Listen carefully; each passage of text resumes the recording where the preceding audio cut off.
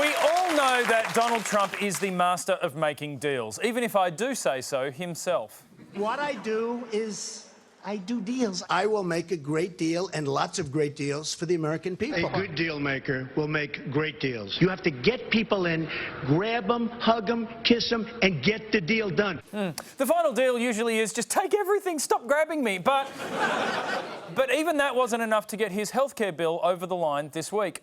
President Trump's health care surrender. He came to us as the deal maker. His ultimate promise was that he was the deal maker and could make the system work. And that so clearly has failed. The president has been forced to abandon his campaign promise to overhaul America's healthcare system after he failed to get the necessary support from his own party. Oh, come on. Being supported by your own political party is notoriously overrated. So what happened, though, with Trumpy? I mean, this guy wrote The Art of the Deal, a book about how good he is at making deals. And if you don't believe me, just ask the guy he did a deal with to write the book for him. He himself has said, I'm the exact same person that I was when I was 8 years old. I believe him. That's my experience of him. Yeah, no wonder he's such a good deal maker. Have you ever tried to negotiate with an 8-year-old? It is impossible. And he is the most powerful 8-year-old in the world because Trump can't be stopped. As we all know, there's no naughty corner in the Oval Office. So let's learn from the master and flip to Chapter 2, Trump cards, the elements of the deal. First stop, Trump card 10. Contain the costs. When German Chancellor Angela Merkel came to the White House, Trump made it clear that America was sick of footing the bill for NATO. We're paying too much. We're spending a tremendous billions and billions of dollars on NATO. Many nations owe vast sums of money from past years, and it is very unfair to the United States. These nations must pay what they owe. Because if anyone knows about paying what they owe, it's a man who's filed for bankruptcy 6 times. With Angela reeling, Trump doubled down with Trump card 4, know your market. Germany's done very well in its trade deals with the United States. Very, very well, given that Germany doesn't actually have a trade deal with the United States. In fact, the Germans were at the White House for trade talks.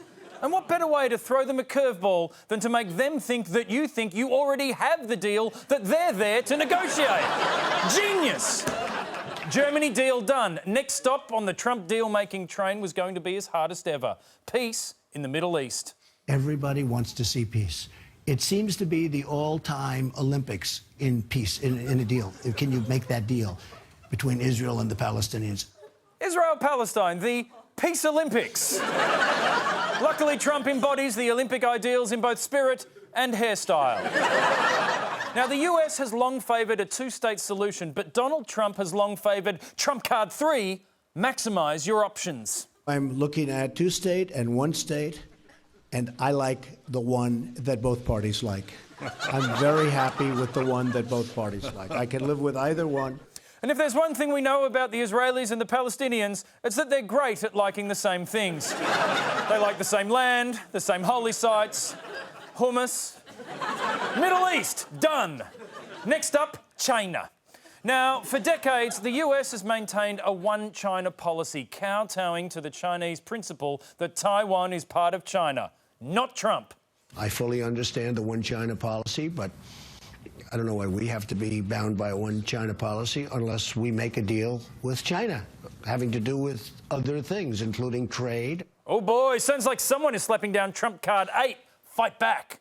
Let's see how the Chinese respond. If anyone attempts to damage the one China principle, or if they're under the illusion they can use this as a bargaining chip, they will be opposed by the Chinese government and people.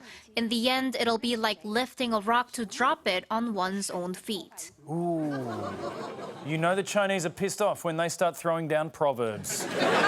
So it's the title fight, the ultimate deal maker versus the Chinese government. Who will blink first? President Xi froze all contacts between Beijing and Washington on all issues, demanding that Trump reverse himself, which is exactly what happened. Trump told Xi that he would honor the one China policy. In his actual first interaction with Beijing, he caved.